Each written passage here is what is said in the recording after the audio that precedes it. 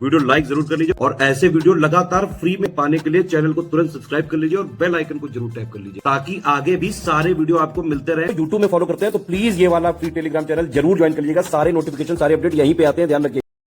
BPSC 17वीं प्रारंभिक परीक्षा में पीटी एग्जाम में maximum selection study for civil services के हुए हैं। सारे प्रूफ वगैरह आप खुद ही हमारे फ्री वाले टेलीग्राम ग्रुप में आप देख सकते हैं। सारे लोगों के यहाँ पे कमेंट्स वगैरह आए थे, बहुत सारे मैसेजेस आए थे, सारे मैं नहीं दिखाऊंगा इस वीडियो में, कुछ ही दिखा रहा हूँ। और मैं आपको आश्वस्त कर दूं, इस बार भी 71st के लिए जो हमने पेड बैच शुरू किया है, एकदम शुरुआत से पूरी तैयारी कराई जाएगी हमारे टेलीग्राम ग्रुप में। पेड वाले टेलीग्राम ग्रुप में सारी चीज़ें आपको मिलेगी जो आपके पीटी क्लियर करने के लिए आवश्यक है। इस बार फैक्चुअल पेपर रहा था, जबकि 68 में 69 में कंसेप्चुअल पेपर रहा था। तो फैक्चुअल पेपर के लिए, कंसेप्चुअल एग्जाम के लिए सभी तरीके के सिनेरियोज के लिए आपको तैयार किया जाएगा। किसी भी प्रेडिक्शन गेम पर study for civil service team ने विश्वास नहीं किया है। कंसेप्चुअल पेपर भी जब आया था 68 का 69 का, तब भी हमारे स्टूडेंट सिलेक्ट हुए थे, और 70 का फैक्चुअल पेपर आया, उसमें भी हमारे स्टूडेंट सिलेक्ट हुए हैं। ऐसा इसलिए है क्योंकि स्टडी फॉर सिविल सर्विसेज ही एकमात्र ऐसा इंस्टीट्यूट है जो एग्जाम की डिमांड पूरी करने में विश्वास रखता है, बिना इधर उधर के चक्करों में पड़े हुए। आप सारे प्रूफ यहाँ पर स्पॉट कर सकते हैं। सारी चीज़ें हमने यहाँ पर बताई हैं। हमारे काफ़ी सारे मेंबर्स जो है मेंस का ग्रुप भी ज्वाइन किए हुए हैं, ठीक है। और मेंस की भी तैयारी के लिए ग्रुप शुरू हो चुका है। 71st पीटी के लिए ग्रुप शुरू हो चुका है। जिन लोगों ने पीटी मिस कर दिया अपना 71वीं बीपीएससी पीटी परीक्षा के लिए, भरोसा करके स्टडी फॉर सिविल सर्विस का पेड बैच परचेज कीजिए। सारे फैक्ट्स आपके सही होने लगेंगे। और अगर आपने कुछ क्वेश्चन से कट ऑफ मिस कर दिया है, सारी चीज़ें जो है इस पर करवाई जाएंगी। रिकॉर्डेड वीडियो लेक्चर हो गए, कंप्लीट नोट्स हो गए, लेटेस्ट ट्रेंड और पैटर्न के हिसाब से टेस्ट सीरीज और पेड क्विज हम यहाँ पर कराएंगे और सभी सिनेरियोज के लिए आपको तैयार करेंगे। 27 जनवरी 2025 से हमारा पेड बैच शुरू हो रहा है, लेटेस्ट वाला। और इस पे पीटी सिलेबस की पूरी तैयारी कराई जाएगी। इस तरीके से आपको प्रिपेयर करेंगे लेटेस्ट ट्रेंड और पैटर्न के हिसाब से कि आप सभी तरीके के पेपर में कट ऑफ निकाल सकें, या फैक्चुअल पेपर का भी कट ऑफ निकाल सकें, कंसेप्चुअल पेपर का भी कट ऑफ निकाल सकें। उससे पहले थोड़ी सी बात कर लेते हैं। प्रेस विज्ञप्ति इस बार बड़ी आई है। जनरली जो है कट ऑफ लिस्ट होती है और कट ऑफ टेबल होती है कि किस कैटेगरी का कितना कट ऑफ गया, रोल नंबर्स की लिस्ट होती है। लेकिन इस बार प्रेस विज्ञप्ति थोड़ी सी बड़ी दी है बीपीएससी आयोग ने, और बीपीएससी आयोग ने स्पष्ट किया है कि कुछ चीज़ें जो है समझ लेना चाहिए हम सभी को, जो लोग भी यूट्यूब मीडिया में काम करते हैं, या फिर टीचर्स के लिए भी इन्होंने हिदायत दी है कि डिफ़िकल्टी लेवल कैसे आंकते हैं। अब इनका विश्लेषण मुझे आधा सही आधा गलत लग रहा है, फिर भी हम इसको देख लेते हैं क्योंकि आयोग ने लिखा है। आयोग ने यहाँ पर स्पष्ट किया है कि कई सारे जो कोचिंग संचालक हैं और जो विशेषज्ञ हैं, जो खुद को विशेषज्ञ क्लेम करते हैं, कई सारे तो एक्चुअली विशेषज्ञ हैं भी नहीं यूट्यूब में, लेकिन वो लोग खुद को क्लेम करते हैं। तो फिर भी उनकी तरफ से एक ये दावा किया गया था कट ऑफ बहुत हाई जा सकता है, ठीक है। Study for civil services team ने भी एंटिसिपेट किया था कट ऑफ थोड़ा सा हाई रह सकता है, ठीक है। लेकिन हमने ये नहीं कहा था कि कट ऑफ जो 125 चला जाएगा, 140 चला जाएगा, ऐसा कभी नहीं कहा हमारे इंस्टीट्यूट ने। सनसनीखेज बातें करना हमारे इंस्टीट्यूट का काम कभी नहीं रहा है। हालांकि जिसने भी किया है उनके लिए स्पष्ट किया गया है आयोग द्वारा कि डिफिकल्टी लेवल जो है 68वीं और 69वीं संयुक्त प्रतियोगिता परीक्षा के समान ही पाया गया है। अब ऐसा ही लोग लिख रहे हैं। हमारी टीम इससे पार्शली एग्री करती है, पार्शली नहीं भी, क्योंकि 68वीं और 69वीं परीक्षा जिन लोगों ने दी है एक्चुअल में, और या फिर जो सही बात विश्लेषण किया है जिन लोगों ने, उन लोगों ने पाया है कि 68वीं और 69वीं की तुलना में 70वीं बीपीएससी परीक्षा जो है थोड़ा सा ईजी थी। निश्चित तौर पर क्वेश्चन छोटे पूछे गए थे, लेकिन अगेन डिफिकल्टी लेवल वही चीज, डिफिकल्टी लेवल की जहाँ तक बात है, वो डिफिकल्टी लेवल केवल इस बात से नहीं तय होता कि पेपर कितना इजी है कितना टफ है, इस बात से भी तय होता है कि कितने लोग उस तक पहुंच पा रहे हैं। सही सवाल तक अगर आप पहुंच रहे हैं तो इसका मतलब पेपर इजी है, सही सवाल तक बच्चे नहीं पहुंच पा रहे हैं तो इसका मतलब पेपर डिफिकल्ट है। सीधा साधा इन लोगों ने ये बताया है, और इस बात से हमारा इंस्टीट्यूट भी एग्री करता है और सभी लोग एग्री करेंगे कि पेपर चाहे जितना सरल आ जाए, अगर बच्चे उसको आंसर नहीं कर पा रहे हैं, अगर छात्र उसको आंसर नहीं कर पा रहे हैं उस क्वेश्चन को, तो जाहिर सी बात है उसको डिफिकल्ट कहा जाएगा। पढ़ाने वालों को इजी लग सकता है, ठीक है, जिन लोगों ने अच्छे से पढ़ा है उनको इजी लग सकता है, लेकिन जब मैक्सिमम लोग जो है उसको नहीं अटेम्प्ट कर पा रहे हैं, क्योंकि आयोग ने पूरा विश्लेषण दिया है, अभी मैं आपको नेक्स्ट पेज पर दिखाऊंगा। उन लोगों ने बाकायदा जो है क्वेश्चन को दिया है और इस पे बताया कि कितने हजार छात्रों ने इसको अटेम्प्ट किया या फिर छोड़ दिया। डिफिकल्टी लेवल आयोग के अनुसार 68वीं और 69वीं परीक्षा के समान ही 70वीं का था। हमारा इंस्टीट्यूट मानता है कि हाँ, थोड़ा सा जो है डिफिकल्टी लेवल 68वीं और 69वीं का ज़्यादा था, लेकिन अब चूंकि लोग फैक्चुअल भी नहीं आंसर कर पा रहे तो हम समान ही चलिए मान लेते हैं, ठीक है। और इस पे ये कहा गया है कि 21,581 छात्रों को अपमानित करने के उद्देश्य से की गई थी। ऐसा नहीं है, हमेशा जो है ऐसा नहीं होता है कि अपमानित करने के उद्देश्य से ये वीडियोस बनाए जाते हैं। हमेशा ही जो फ्री स्पीच है उसका मतलब ये डिस्कशन होंगे। बीपीएससी आयोग है, जिम्मेदार संस्था है, संवैधानिक संस्था है, उन लोगों ने जवाब दिया, अच्छी बात है, ठीक है। तो ये चीज़ें स्पष्ट की उन्होंने। फ्री स्पीच की वजह से ही मैं मानता हूँ कि आयोग को इतना डेटा वगैरह देना पड़ रहा है, लेकिन जनरली ऐसा होता नहीं है कि कोई भी आयोग, यूपीपीएससी को ही आप देख लें, इतना विश्लेषण वो लोग देते नहीं हैं।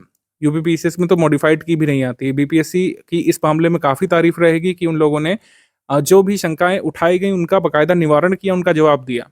ये अलग बात है कि वो थोड़ा-सा खफ़ा ज़रूर हैं यूट्यूब मीडिया और फ्री स्पीच से, लेकिन फिर भी जैसा भी हो उन लोगों ने रिस्पॉन्ड किया और ज़िम्मेदारी के साथ सारे फैक्ट और फिगर रखे। अब इनके फिगर से हमको कुछ चीज़ें पता चलती हैं। 71वीं बीपीएससी परीक्षा के लिए जो बातें आपको ध्यान रखनी चाहिए, इनके आंकड़ों से उनके बारे में बात कर लेते हैं, इधर-उधर की बातों को हटा करके। प्रश्न पत्र की उच्च गुणवत्ता के कारण 3,28,990 लोग जो अपीयर हुए थे, उनमें से मात्र एक छात्र, आई रिपीट, एक छात्र जो है 120 प्लस अंक ला पाया है। ठीक है, ये यहाँ पे लिखा हुआ है। मात्र एक छात्र जो है 120 प्लस अंक ला पाया है। 150 में से 120 अंक मात्र एक छात्र ला पाया है, तो इसका मतलब हम मान लेते हैं कि चलिए हाँ, डिफ़िकल्ट तो है परीक्षा। इतना ही नहीं, 100 से अधिक मार्क्स लाने वाले छात्रों की संख्या सिर्फ़ 1180 है।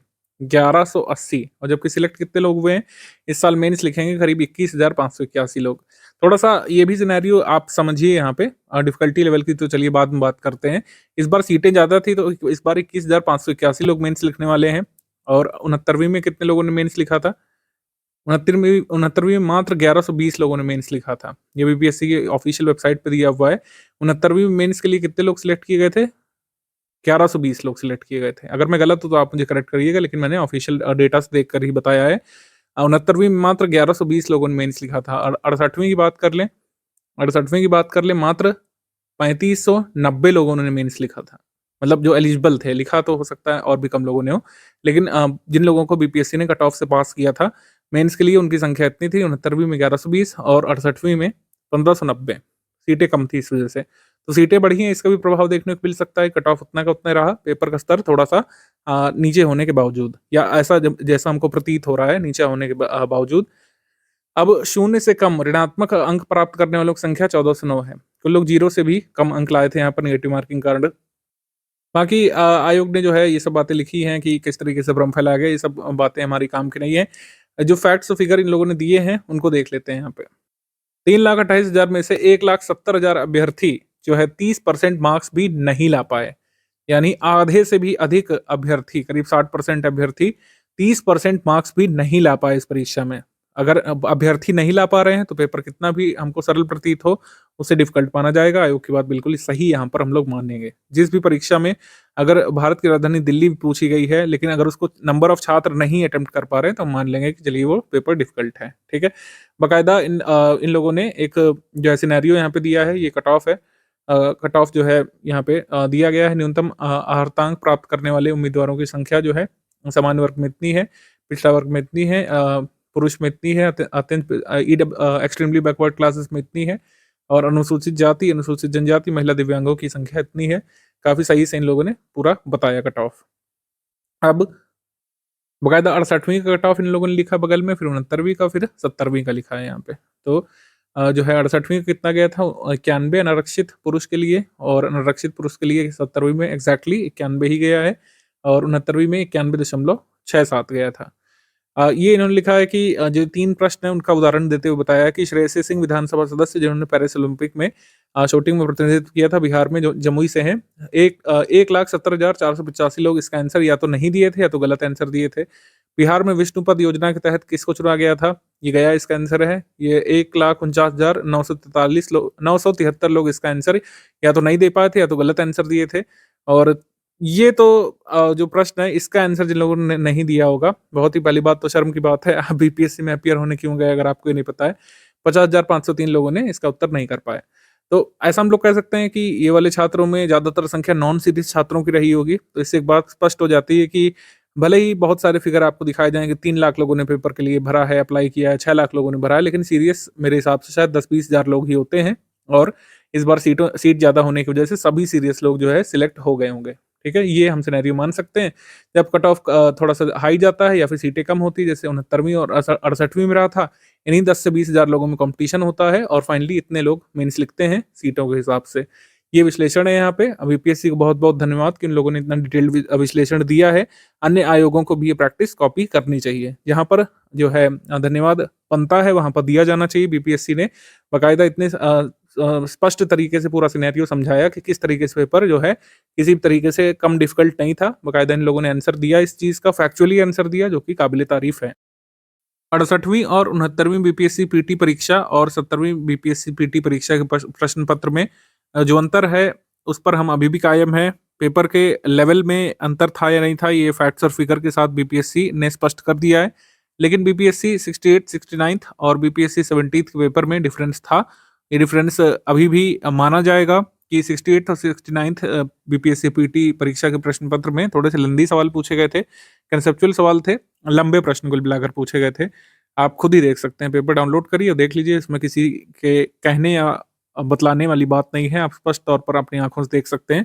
थोड़े से कंसेप्चुअल लेंदी क्वेश्चंस पूछे गए थे, मल्टीपल स्टेटमेंट वाले सवाल थे, असर्शन रीजन वाले सवाल थे। क्या आपको 70th बीपीएससी पीटी में असर्शन रीजन का कोई सवाल देखने को मिला? उत्तर है नहीं। असर्शन रीजन का सवाल पूछा गया था 69th में, ठीक है।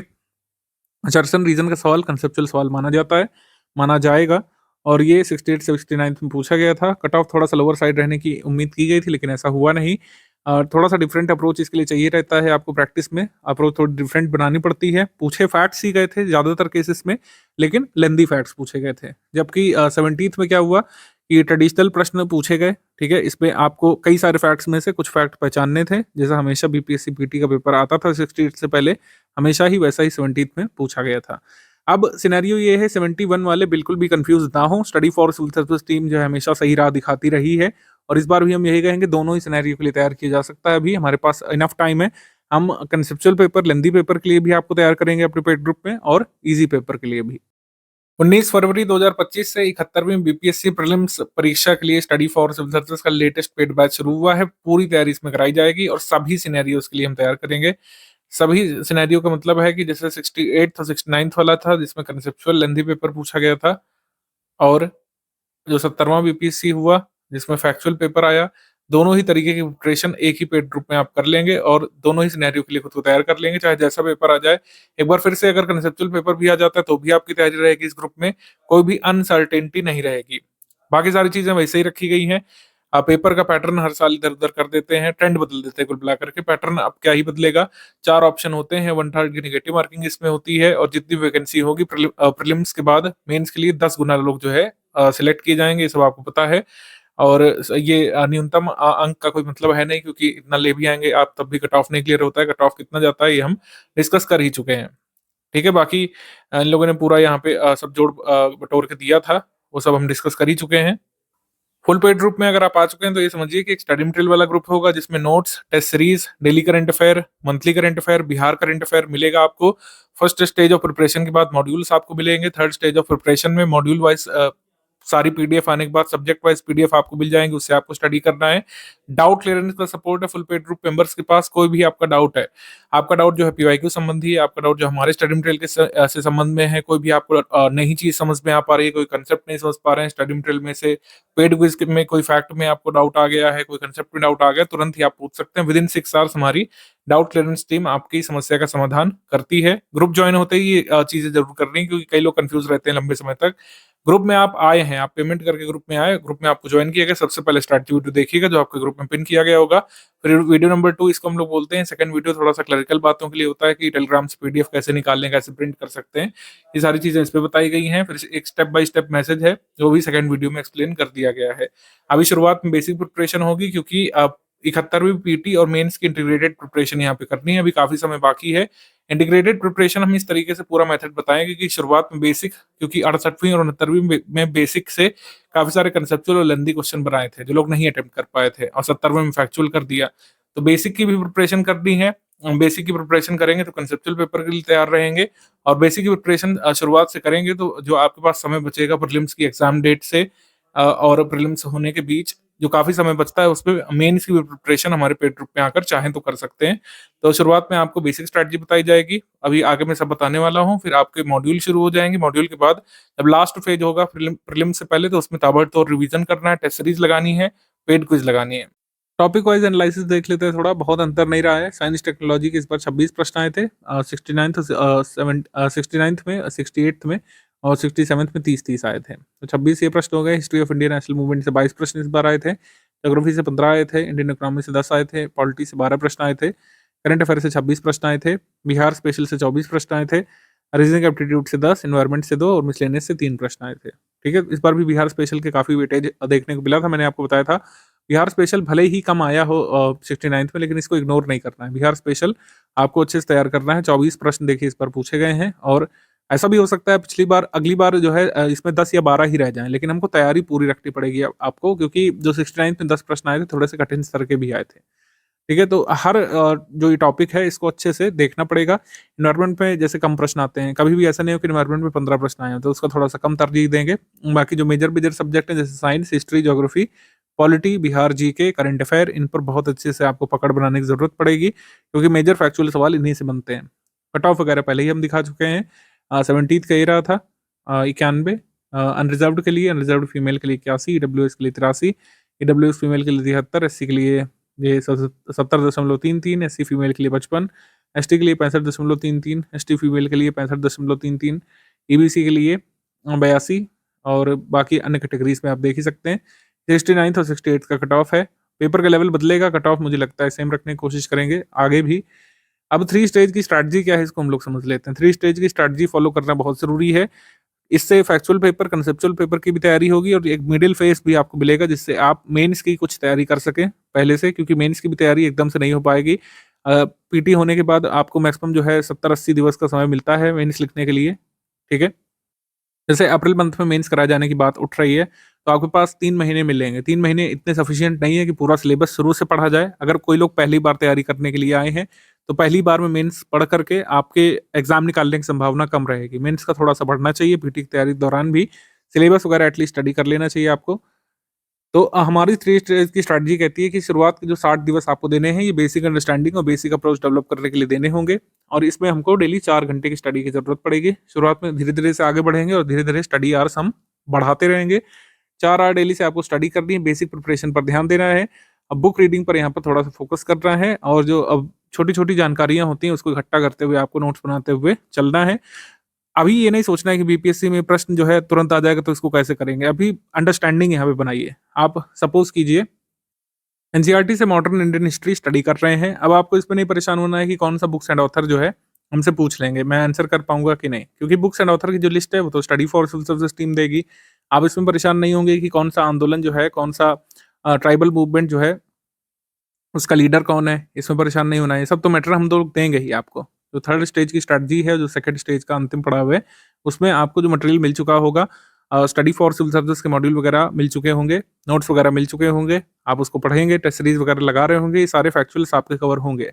शुरुआत में जो स्टेज 1 है, उसमें फोकस करना है। जैसे एनसीईआरटी बुक रीडिंग आप कर रहे हैं, उसमें आपको समझना है क्या क्रोनोलॉजी है, क्योंकि क्रोनोलॉजी आधारित क्वेश्चन पूछे गए हैं पहले भी। क्या इवेंट पहले हुआ, कौन सा बाद में हुआ, कौन-कौन से मेजर लीडर्स रहे हैं। अब आपको लगेगा कि हम जवाहरलाल नेहरू जी, गांधी जी, वल्लभ भाई पटेल, इन सब के बारे में तो पढ़ते हैं, लेकिन एग्जाम में तो कुछ दूसरा ही पूछ लिया जाता है।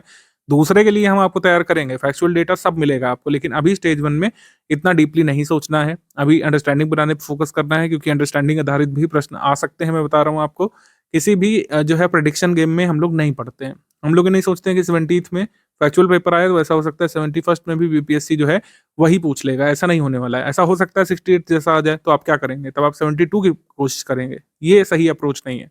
एग्जाम की डिमांड पूरी करने के लिए छात्र को हर समय तैयार होना चाहिए। फर्स्ट स्टेज की स्ट्रैटेजी शुरू की 60 दिवस तक, यानी अगले 2 महीने तक आपको फॉलो करना है। 2 महीने बाद जो है हमारे मॉड्यूल आपको मिलने शुरू हो जाएंगे। मॉड्यूल का मतलब हो गया फैक्चुअल नोट्स।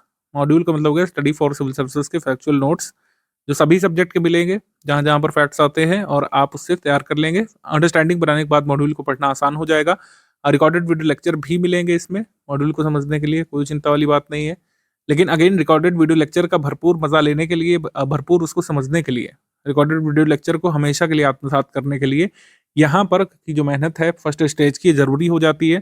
थोड़ा-सा 60 दिन तक घिसिए आप, ठीक है? अच्छे से बुक को समझने की कोशिश करिए, लिखी हुई चीज़ को 10 बार पढ़िए। रिकॉर्डेड वीडियो लेक्चर जब आएगा, बहुत अच्छे तरीके से आप रिलेट कर पाएँगे, मॉड्यूल समझने में आसानी रहेगी, लंबे समय तक याद रख पाएँगे। और चाहे बीपीएससी इससे भी टफ कंसेप्चुअल क्वेश्चन या फैक्चुअल क्वेश्चन पूछ ले, आप उसको आंसर कर पाएँगे 71st पीटी में। ठीक है, 80 दिवस का मॉड्यूल ये बीच में चलेगा। 60 दिवस के बाद 80 दिवस का मॉड्यूल चलेगा। इसमें एक मॉड्यूल जो है डेली आपको मिलेगा। मॉड्यूल सफिशिएंट है प्रीलिम्स एग्जाम के लिए, लेकिन हमने ये 60 दिवस आपको क्यों दिए थे? 60 दिवस आपको दिए थे जिससे मॉड्यूल अच्छे तरीके से आप तैयार कर पाएँ और मेंस वगैरह का भी स्टडी मटेरियल अगर पढ़ेंगे 80 दिवस बाद, सेकंड स्टेज में 80 दिवस बाद अगर मेंस में भी एडमिशन ले लेते हैं, तो मेंस के नोट समझने में बहुत आसानी लगेगी आपको। मॉड्यूल में फैक्चुअल इन्फॉर्मेशन पर हम लोग फोकस करेंगे, क्योंकि फैक्चुअल ही सत्य है बीपीएससी का। फैक्चुअल को ही जो है लंदी तरीके से पूछ लेते हैं 68 में, 69 में और 70 में डायरेक्ट तरीके से पूछा, लेकिन पूछा फैक्चुअल इन्फॉर्मेशन ही। तो मॉड्यूल में फैक्चुअल इन्फॉर्मेशन रहेगी, वो आपको मिलेगी इसमें, उसको फिर आपको मेमोराइज करने की कोशिश करना है। रिकॉर्डेड वीडियो लेक्चर इस चीज़ में आपको हेल्प करेंगे और इस तरीके से आपकी प्रिपरेशन कंप्लीट होती जाएगी। फैक्ट्स को रिटेन रखने के लिए एमसीक्यू आपको प्रैक्टिस के लिए सब्जेक्ट वाइज प्रोवाइड कराए जाएंगे, उसको देखते हुए चलिएगा। डेली पेड क्विज आपकी शुरू हो चुकी होगी, उसमें सभी तरीके के प्रश्नों की हम लोग प्रैक्टिस कराएंगे। इससे आप लगातार प्रैक्टिस में बने रहेंगे और फैक्ट्स को रिटेन रख पाएंगे। लास्ट 40 दिवस targeted revision for prelims revision की स्ट्रेटजीज वगैरह आपको बताते रहेंगे। मॉड्यूल वाइज आप रिवीजन करते रह सकते हैं। सब्जेक्ट वाइज पीडीएफ भी तब तक मिल जाएगी, एक सब्जेक्ट की एक पीडीएफ, उससे रिवीजन कर लीजिएगा। क्विज लगाते रहिएगा। टेस्ट सीरीज की प्रैक्टिस यहाँ से बहुत जरूरी हो जाएगी। टेस्ट सीरीज में मोस्ट इंपॉर्टेंट फैक्चुअल्स हम लोग देते हैं, जो रिपीट होने की संभावना रहती है जिसकी। बीपीएससी परीक्षा में अब जो कि फैक्चुअल पेपर भी आ रहा है, कंसेप्चुअल भी आ सकता है, हमने टेस्ट सीरीज की संख्या इसमें बढ़ा दी है। टोटल 60 टेस्ट हम लोग इसमें देंगे। 60 टेस्ट मतलब इनफ आपका रिवीजन प्रैक्टिस इससे हो जाएगी। इससे प्रैक्टिस आपने कर लिया तो काफी सारे क्वेश्चन तो आप ऐसे ही उड़ा देंगे। पूरे सिलेबस के सबसे महत्वपूर्ण फैक्ट्स का रिवीजन, कंसेप्ट का रिवीजन इस पूरी टेस्ट सीरीज से हो जाएगा। जिन लोगों ने अलग से पेड ग्रुप ज्वाइन किया टेस्ट सीरीज वाला, 19 तारीख को आपके लिए भी शेड्यूल है और फुल पेड ग्रुप वालों का भी शेड्यूल है। 1 जनवरी 2025 से आप 1 जून माफ कीजिएगा 1 जून 2025 से हम इसको शुरू कर रहे हैं। 1 जून से शुरू होकर के ये फाइनली टेस्ट सीरीज आपकी 10 अगस्त को खत्म होगी और ये फुल एंड टेस्ट सीरीज जो है ये 12 अगस्त से शुरू होकर के फाइनली जो है 27 सितंबर को हम खत्म करेंगे। ये टेंटेटिव शेड्यूल है। ऐसा हो सकता है बीपीएससी पीटी परीक्षा थोड़ा सा जल्दी प्रस्तावित कर दी जाए, तो ये सारी टेस्ट सीरीज हम प्रीपोन भी करेंगे, ध्यान रखिएगा। टेस्ट सीरीज को हम लोग प्रीपोन करेंगे और अगर काफी आगे बढ़ जाता है एग्जाम तो इसको पोस्टपोन भी कर सकते हैं। तो कुल मिलाकर टेंटेटिव शेड्यूल है, जो भी छात्र हित में होगा उस हिसाब से हम इसमें जरूरी परिवर्तन करेंगे। सेकंड स्टेज तक आते आते आपकी क्विज प्रैक्टिस भी शुरू हो चुकी होगी, उसकी प्रैक्टिस आप लोग लगातार करते लगेगा। लास्ट 40 दिवस की स्ट्रेटजी आगे आपको बता दी जाएगी। अगर मॉड्यूल खत्म होने के बाद 80 दिवस बाद और ये लास्ट के 40 दिवस पहले, एग्जाम डेट से 40 दिवस पहले अगर आपके पास कोई भी समय बचता है तो आप जो है मेंस एग्जाम की प्रिपरेशन शुरू कर सकते हैं स्टडी फॉर सिविल सर्विसेज का ग्रुप ज्वाइन करके। अन्यथा बिना ग्रुप ज्वाइन करे भी एक विंडो आपको मिलेगी जिस समय आप जो है मेंस की प्रिपरेशन कर सकते हैं। स्टडी फॉर सिविल सर्विसेज के मेंस के अपडेटेड नोट्स जो है बीपीएससी मेंस के लिए स्टडी फॉर सिविल सर्विसेज के पास जो उपलब्ध हैं, उसमें आप एडमिशन लेकर के उनकी स्टडी शुरू कर सकते हैं। आंसर राइटिंग वाला बैच ज्वाइन करके 1-2 मंथ की आंसर राइटिंग करके प्रैक्टिस कर सकते हैं। ऐसे वाला ग्रुप भी ज्वाइन कर सकते हैं। मेंस की पेड ग्रुप की फी अलग है, उसको पे करके ज्वाइन करना पड़ेगा, तो आपके ऊपर है। 80 दिवस बाद आपके पास समय बचता है एग्जाम डेट से 40 दिवस पहले का, तो आप जो है इसमें एडमिशन लेकर के मेंस की भी वो प्रिपरेशन शुरू कर सकते हैं इस बीच। ये है हमारी 3 स्टेज की स्ट्रैटेजी, जिससे मेंस और प्री की इंटीग्रेटेड आपकी प्रिपरेशन हो जाएगी। अब बात ये आती है कि एकदम शुरुआत में क्या पढ़ना होगा, क्योंकि अभी कुछ शुरू नहीं हुई है। अभी डेली करंट अफेयर वगैरह मिलेगा, मंथली करंट अफेयर कैसे कैसे कहाँ कहाँ तक करना है, इस सब के बारे में बात कर लेते हैं। फिलहाल बेसिक बुक की पीडीएफ शेयर की गई, जिसकी रीडिंग आपको एक बार जरूर करनी है।